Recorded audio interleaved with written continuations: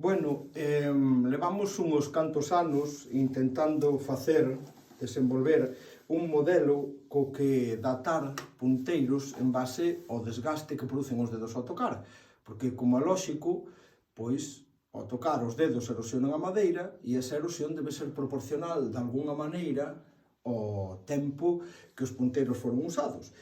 Entonces desenvolvemos un modelo matemático que conseguiu datar algunhas das gaitas do noroeste. En total, pois gravamos, documentamos, medimos os desgastes de 144 punteiros, e desos 144, máis de 20 eran moi antigos polo noso modelo.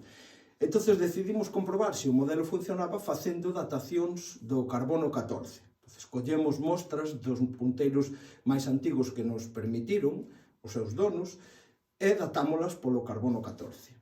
E estas datacións do carbono 14 confirmaron que o modelo efectivamente funcionaba moi ben.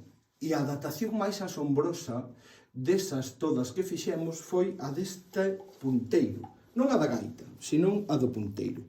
Este é o punteiro de Xan Tilbe, Xan de Campañó. Campañó está en Pontevedra. E a datación polo carbono 14 dinos que a madeira deste punteiro morreu entre o 1420 e o 1450, nada menos. A madeira morreu.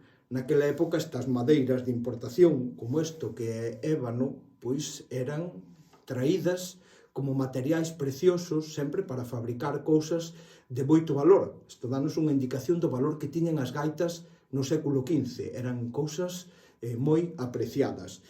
Bueno, pois este punteiro no noso modelo dá 490 anos de uso continuado. Ou se este punteiro pasou de man en man, de gaiteiro en gaiteiro durante máis de 10, 12, 13 xeneracións de gaiteiros. E hoxe témolo aquí porque Marilé Salgado, que é a dona actual da gaita, a neta de Xan de Campañó, pois prestounos a gaita para poder vola ensinar. E o que imos facer é botarvos unhas pezas con ela para que escoitedes un punteiro do século XV tocando. É, na actualidade, a gaita de fol máis antiga do mundo. O punteiro, mellor dito, non a gaita, porque o resto da gaita seguramente non sexa xa desa época. Imos escoitar esta gaita. Vouna cambiar de gaita, porque esta ten o fol de goma, entonces imos coller o punteiro. E vámoslo poñer nesta outra gaita, que é do mesmo tipo, unha gaita de ronquillo, e imos vos tocar con ela.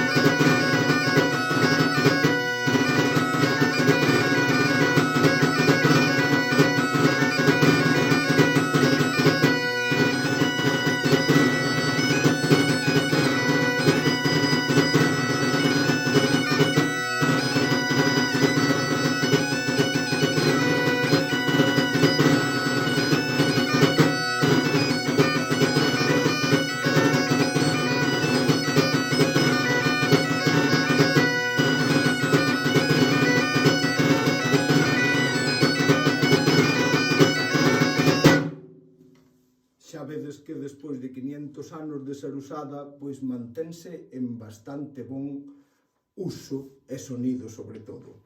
Vamos botar unha muñeira un pouco extraña con esta gaita, desas nas que se requintea.